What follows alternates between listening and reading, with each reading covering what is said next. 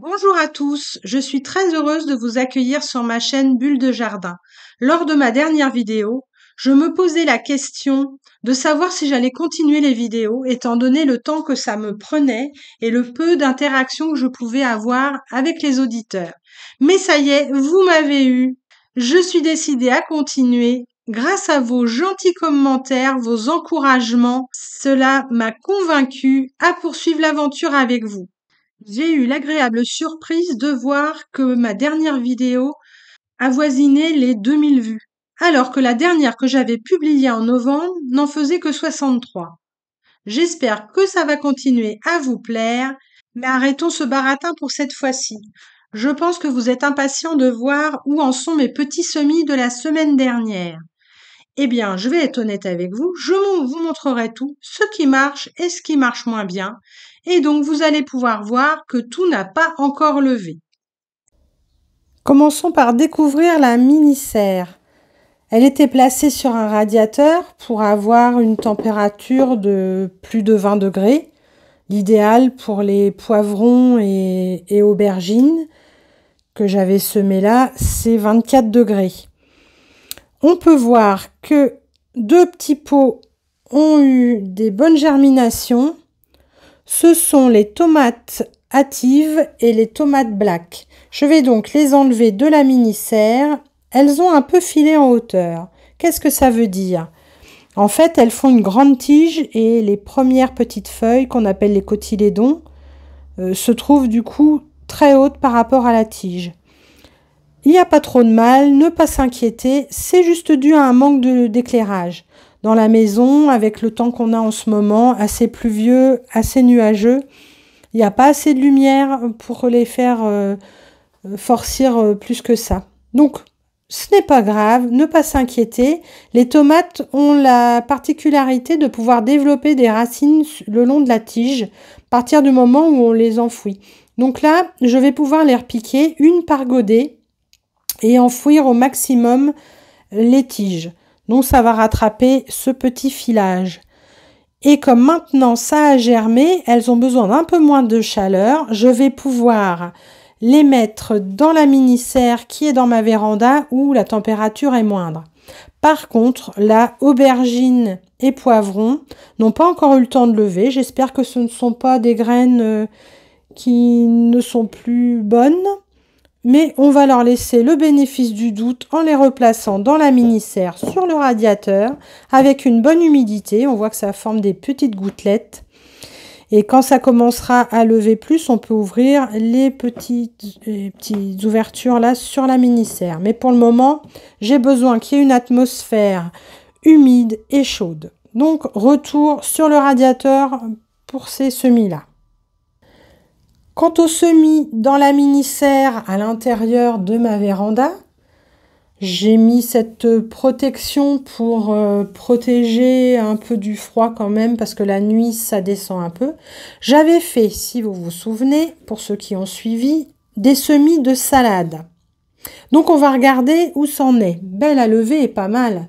J'en fais beaucoup car quand on les repique en début de saison, nous avons beaucoup de limaces en Normandie et peut-être par chez vous aussi. La terre est encore très humide et les limaces vont se réveiller. J'en ai déjà vu un peu dans le gazon. Donc là, on peut voir que la lolo, il y a des bonnes petites pousses. Il n'y en a pas partout, mais presque. Ensuite, j'ai la romaine. Vous voyez, ça avait été semé le 2 février. La romaine est bien levée aussi. La merveille des 4 saisons, j'ai quelques petits trous, mais c'est pas trop mal quand même. Et puis là, j'avais de la gotte jaune d'or. Donc la levée est bonne aussi. Ça, c'était des graines toutes neuves, donc la levée est toujours meilleure. Qu'est-ce que j'ai fait cette semaine pour favoriser la levée? J'ai un petit peu vaporisé sans arroser trop pour faire des trous ou perturber mes petites pousses. C'est juste une petite vaporisation. J'ai dû le faire 2 fois dans la semaine, c'est tout. Étant donné qu'il fait pas chaud, ça s'évapore pas trop. Après, j'avais fait du céleri branche et là, je pense qu'il n'a pas eu assez chaud parce que je ne vois aucune petite pousse. On verra bien, à moins que les graines ne soient plus très bonnes à la germination. Nous verrons. Passons à l'étage du dessous. L'étage du dessous, j'avais fait, après l'autre vidéo, quelques semis de pois mange-tout. Donc là, on peut voir qu'il n'y a rien qui lève au bout d'une semaine. Dans aucun pot.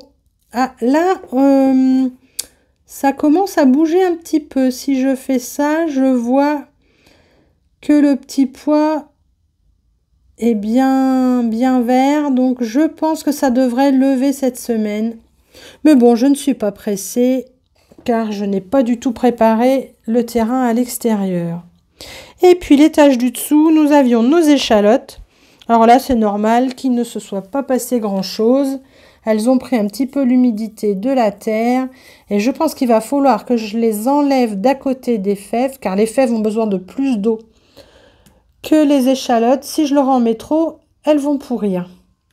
Donc, au niveau des fèves, parfois ça peut arriver qu'il y ait un peu de champignons comme ça, un petit peu de moisi.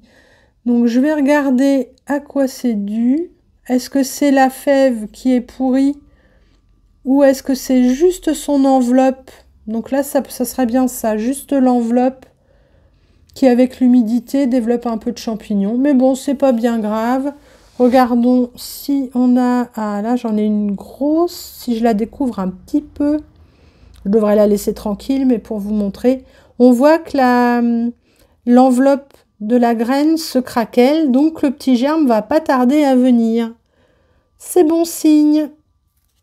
Donc, faut pas être trop pressé. Le jardinage apprend la patience. Et là, au fond, ce sont des mange-tout. Et là, c'est pareil que l'étage du dessus. Il n'y a rien qui se présente. Donc, il n'y a pas d'urgence. Donc, vous voyez, si vous faites des semis, ne vous inquiétez pas. Il faut du temps. Il faut laisser du temps aux choses. Et pour continuer sur la lignée de la semaine dernière, je vous avais parlé des pommes de terre qu'il fallait que je mette à germer. Donc, il faut les mettre à germer dans une pièce pas chaude, avec beaucoup de lumière. Donc là, on est dans la véranda. Et j'ai mis dans 2 cagettes, j'ai réparti tout mon sachet de pommes de terre. Donc, j'ai fait ça la semaine dernière après la vidéo. Et là, on peut voir qu'il y a déjà des petits germes qui se développent. Donc, c'est important de les faire commencer la germination avant de les mettre en terre pour avoir plus de chances qu'elles se développent correctement. Donc là, on voit, il y a 2 beaux petits germes. Je vous montrerai l'évolution au fur et à mesure du temps. Mais c'est pareil, il faut laisser le temps faire. J'en ai certaines qui ont un petit peu plus là au fond. Donc, il faut surveiller pour que les germes puissent bien se développer et pas se casser. Donc, si on voit que c'est un petit peu trop serré, il faut leur redonner un peu d'espace.